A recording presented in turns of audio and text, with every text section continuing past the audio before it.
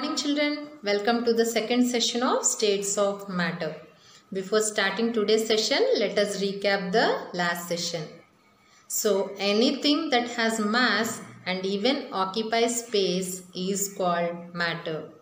Matter is made up of tiny particles called molecules. These can be seen only through a powerful microscope. In a matter, if there is space in between the neighboring molecules, this space is called intermolecular space. And molecules which are nearby attract with a force called intermolecular force of attraction. If the molecules are nearby, they attract more, and if the molecules are far apart, their force of attraction is weak.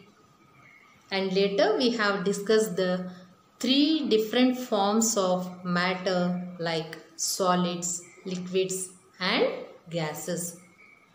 A substance can be either a solid, liquid or a gas depending upon the arrangement of molecules.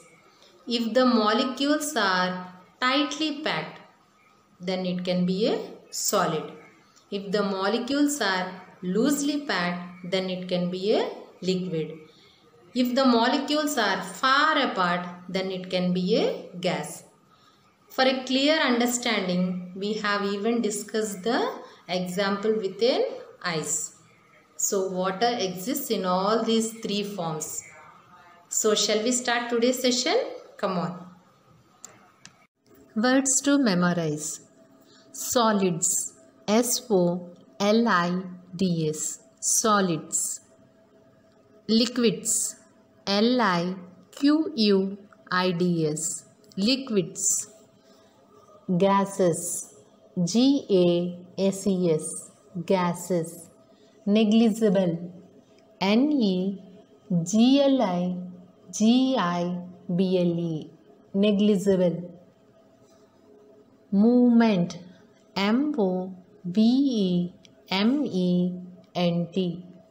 Movement. Vibrate. V-I-B-R-A-T-E. Vibrate. Children, here we will know more about solids. So what are solids? Solids are a type of matter in which molecules are tightly packed. You can observe in the image how the molecules are packed. So they are tightly packed. And what about intermolecular space? Yes, we hardly find the space in between the molecules. So we can say intermolecular space is negligible. Intermolecular force of attraction is very strong. As I have previously told you, the molecules which are nearby attract more than the molecules which are far apart. So here we can observe the molecules very nearby.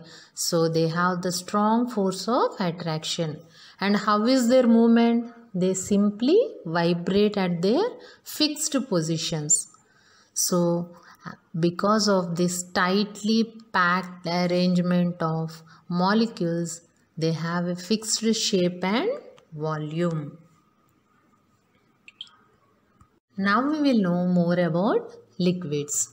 So how are molecules packed in liquids? Yes, they are loosely packed. And we can even find some space in between the molecules so that they can move freely within the liquid. And how is the intermolecular force of attraction, children? Yes, it is not so strong as the molecules are loosely packed, and even the molecules slide over each other. So liquids take the shape of the container. Means like if we pour a cup of water into different containers, the water will take the shape of the container. Here we will learn about gases. So how are molecules here, children? Yes, they are far apart from each other. As they are far apart from each other, the intermolecular force of attraction is very weak. We even find a lot of space in between molecules, isn't it? So the molecules can move freely in any direction. Children, can we hold them in an open container? No. But they fill the entire space in a closed container. For example, if we blow air into a balloon, then the blown air fills the entire space in the balloon. For these reasons, we can say that the gases have neither fixed shape nor fixed volume. And one more example is, if we light an incense stick in our puja room, we can smell it even in other rooms, right? Why? Because the stick releases some smoke on burning. So smoke is a gas, right? Then we already knew that the molecules in gas move freely in all the directions. So we can even smell it in other rooms. Here I will make you understand the three different states of matter by taking certain examples. Have a look at this. Which type of matter is this? Yes, it is a solid. In solids, the molecules are tightly packed, which gives them a definite shape and volume. Children, solids cannot change their shape or size on their own. But if we apply some force, we can change the shape of a solid. Here you can observe, I am going to break the biscuit now. I have broken the biscuit. So by applying some force, we can change the shape and the size of a solid. So in solids, the molecules are tightly packed. The next type of matter is liquids. In liquids, the molecules are loosely packed. That is the reason they are able to flow. They have definite volume, means though you pour from one container to the other container, they have the same amount even in this container. But they take the shape of the container. If you are pouring into this bowl, it takes the shape of this bowl, and if you are pouring into this cup, it takes the shape of the cup. This is because of the loose arrangement of molecules. And the third type of matter is gas. So in gas, the molecules spread in all the directions. We can't even hold them. Can we hold the smoke? No. The smoke is filling the entire room because the molecules spread very easily in all the directions in gases. And we can't even hold them in a open space. But we can hold them in a closed container. Here I have taken a Ziploc cover and I am blowing air into this Ziploc cover. I am blowing air. So you can observe that air has been locked in this Ziploc cover. Means it has occupied the entire space in the Ziploc cover. So we can hold them in the closed container. Have you understood, children? So gases have no definite shape or definite volume. Children, here we will know the properties of solids, liquids and gases. The first property is the shape. So the solids have a fixed shape, liquids take the shape of a container, and in gases there is no fixed shape. The second property is volume. So solids have a fixed volume, even liquids have a fixed volume, while in gases no fixed volume is seen. The next property is intermolecular space. It is negligible in solids, means we hardly find the space in between the molecules of solids as they are tightly packed. So in liquids, the molecules are loosely packed, so we can see some space in between the molecules. And in gases, we can see lots of space as the molecules are far apart from each other. The next property is force of attraction between molecules.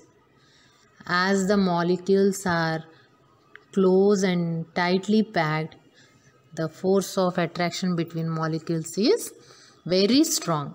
It is not so strong in liquids and very weak in gases. The last property is movement of molecules. As the molecules are tightly packed, they just vibrate at their fixed positions. In liquids, they can flow because their molecules are loosely packed, so they move around within the liquid.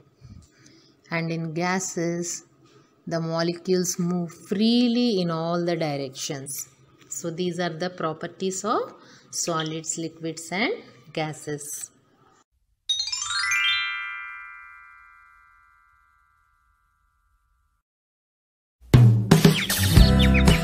Our topic for today is states of matter. Matter is made of particles. It exists in 3 states, namely solid, liquid, and gas. The different states of matter are due to the different arrangement of particles of matter. In solid state, the particles of matter are very close to each other. So, the particles hold each other very tightly. That is, there is a strong force of attraction between them. As a result, solids have a definite shape and volume. In liquid state, the particles are packed closely together, but they are much farther apart than the particles in solids. And so, the force of attraction is weaker than it is in solids. Therefore, liquids have a definite volume, but they do not have a definite shape. They take up the shape of the container in which they are kept.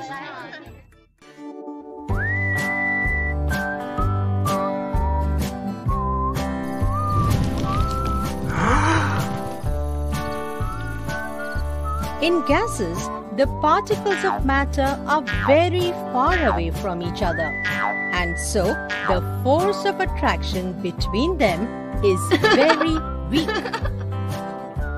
Thus, gases have neither a definite shape nor volume. They can fill the entire space or volume of a container, irrespective of the container size. Today's key points. Molecules in solids attract each other very strongly and are tightly packed, which gives them a definite shape and volume.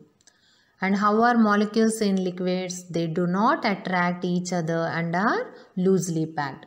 So they do not have a definite shape but have definite volume.